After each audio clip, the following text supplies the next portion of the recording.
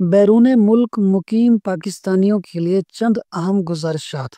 Number 1، اپنی صحت، خوراک اور لباس کا خاص خیال رکھیں کیونکہ سب سے پہلے آپ کی جان کا حق آپ پر ہے۔ دوسرا، پاکستان میں پیسہ کبھی بھی کافی نہیں ہوتا، لہٰذا اپنی صحت کو نظر انداز نہ کریں۔ نمبر 2، اپنی آمدن میں سے کچھ نہ کچھ ضرور بچت کے لیے الگ کریں، اور یہ اخراجات نکالنے کے بعد نہیں بلکہ پہلے کریں، کیونکہ اخراجات کے بعد بچت ممکن نہیں رہتی۔ تاہم اس بچت کا مطلب یہ نہیں کہ اپنی ذات اور گھر والوں پر ظلم کریں۔ نمبر 3، رشتہ داریوں کا دائرہ صرف ان لوگوں تک محدود رکھیں جو آپ کے برے وقت میں آپ کے ساتھ کھڑے رہے۔ غیر ضروری تعلقات میں خود کو نہ الجھائیں، ورنہ جب آپ سال یا 2 سال بعد پاکستان جائیں گے تو اپنی فیملی اور بچوں کو وقت نہیں دے سکیں گے۔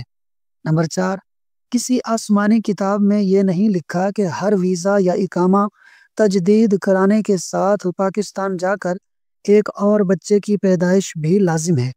بچوں کی تعداد کا تعین اپنے وسائل اور ان کو دیے جانے والے وقت کے مطابق کریں۔ نمبر 5، پلاٹ اور کوٹھی کے چکر میں خود کو ہلکا نہ کریں۔ جتنے وسائل میسر ہیں ان میں آسانی سے جو بنا سکتے ہیں بنا لیں۔ میاں بیوی اور 2 بچوں کے لیے 5 مرلے کا مکان کافی ہوتا ہے۔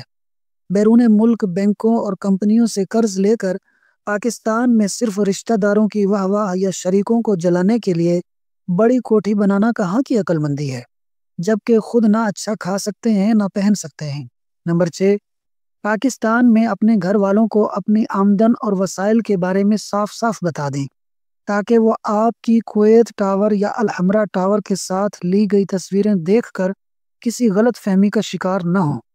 پاکستان میں بیٹھے اکثر لوگ یہی سمجھتے ہیں کہ جو بیرون ملک رہتے ہیں انہیں پیسوں کی کوئی کمی نہیں ہوتی۔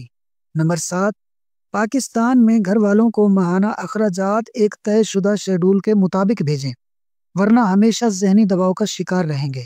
اگر آپ ہر ماہ 50,000 روپے گھر بھیجتے ہیں تو تجربے کے طور پر ایک مہینے لاکھ روپے بھیج کر دیکھیں۔ اگلے مہینے پاکستان سے کوئی آپ کو یہ نہیں کہے گا کہ اس مہینے پیسے مت بھیجیں، کیونکہ پچھلے مہینے آپ نے ڈبل رقم بھیجی تھی۔ نمبر 8، پلاٹ خریدنے کی دوڑ کے بجائے اپنے بچوں کی تعلیم پر توجہ دیں۔ انہیں اچھے تعلیمی اداروں میں داخل کرائیں اور اسکول کی انتظامیہ سے مسلسل رابطے میں رہیں۔ ان کی تعلیمی سرگرمیوں کے بارے میں خود معلومات حاصل کریں، نہ کہ صرف بیوی سے سن کر مطمئن ہو جائیں۔ نمبر 9، سب سے اہم بات، اپنے اہداف مقرر کریں اور طے کریں کہ کب اور کس مقام پر پہنچ کر آپ نے پاکستان واپس جانا ہے، وہ بھی زندہ حالت میں۔ اگر آپ مشرق وسطیٰ میں مقیم ہیں تو اس بات میں کوئی شک نہیں کہ وہاں آپ کا کوئی طویل المدتی مستقبل نہیں۔